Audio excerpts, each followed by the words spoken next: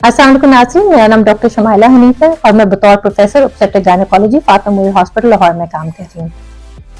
आजकल रमजान का महीना चल रहा है और हमारे क्लिनिक में प्रेग्नेंट खवातीन का एक बहुत ही इंपॉर्टेंट क्वेश्चन होता है कि क्या हम प्रेगनेंसी में रोजे रख सकते हैं या नहीं। आज हम इसी के बारे में बात करेंगे। पहले हम बताएंगे कि इस्लाम क्या कहता है, मेडिकल साइंस क्या कहती है और वो खवातीन जो रोजा रखना चाहती हैं प्रेगनेंसी की हालत में उनको किन चीजों की एहतियात करनी चाहिए और किन चीजों का ख्याल रखना चाहिए ताकि उनका रोजा खैरियत से गुजर सके। सबसे पहले कि इस्लाम क्या कहता है।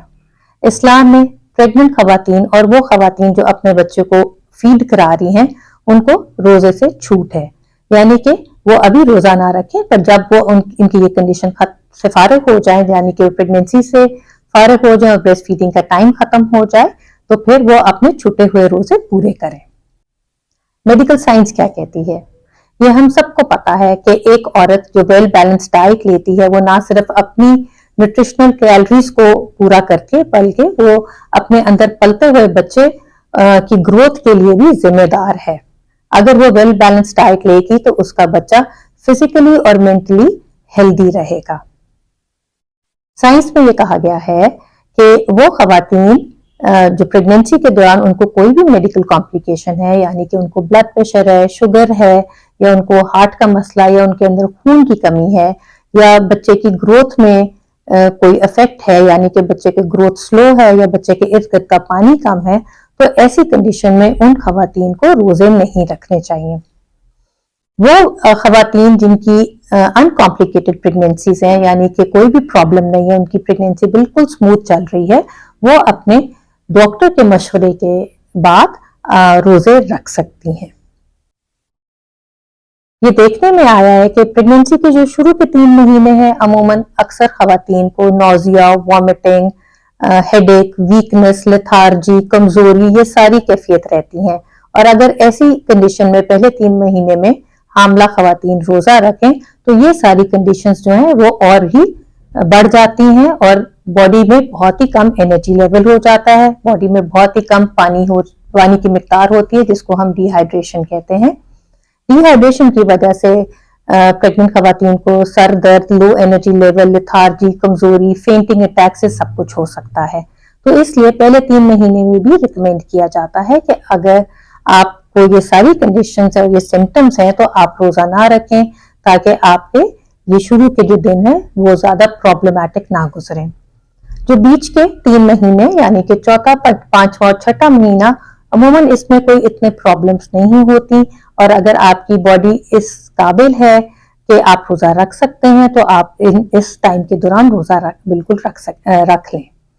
आखिरी 3 महीने में बहुत इंपॉर्टेंट जो हम टाइम इसलिए कहते हैं क्योंकि बेबी का वेट आखिरी 3 महीने में सबसे ज्यादा बढ़ने लग जाता है और ये कहा जाता है कि प्रेगनेंसी में एक्स्ट्रा 200 कैलोरीज डेली खवातीन को लेनी चाहिए ताकि बेबी की हेल्दी ग्रोथ हो सके।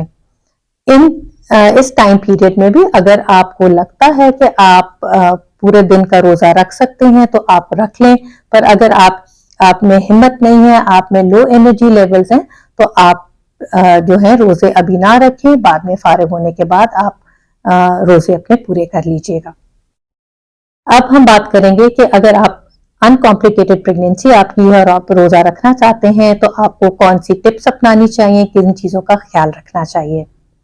क्योंकि बॉडी में डिहाइड्रेशन हो जाती है, सारा दिन आपका पानी अंदर नहीं जा रहा होता, तो डिहाइड्रेशन की वजह से वीकनेस भी होती है, लो एनर्जी लेवल्स भी होते हैं, सर दर्द भी होती है। तो ये रिकमेंड किया जाता है कि सहरी और अफ्तारी के वक्त आप अच्छी मिकदार पानी की लें, कम से कम 3 लीटर पानी आपको जरूर लेना चाहिए। सहरी और अफ्तारी के वक्त आपको वेल बैलेंस डाइट लेनी चाहिए। आप अवॉइड करें अननेसेसरी मीठी चीजें, क्योंकि जो मीठी चीजें हैं वो वक्ती तौर पे तो आपका एनर्जी लेवल बढ़ा देती हैं पर लंबे घंटों के लिए आपकी एनर्जी लो रहती है।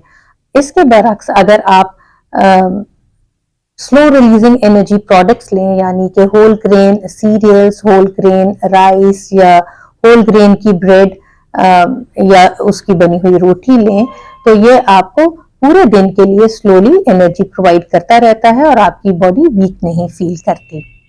इसी तरह आपको रिकमेंड किया जाता है कि आप बहुत सारी मीठी फिजी ड्रिंक्स यानी कि कोक, 7 अप, इनको भी अवॉइड करें کیونکہ ان کو لینے کے بعد آپ کو سارا دن بہت زیادہ پیاس لگی رہتی ہے اور آپ کی باڈی ڈی ہائیڈریشن میں چلی جاتی ہے. آپ کو فریش واٹر لینا چاہیے یا آپ کوئی جوس لے لیں, اس کے اندر کوئی بھی ایڈڈ شوگر نہیں ہونی چاہیے.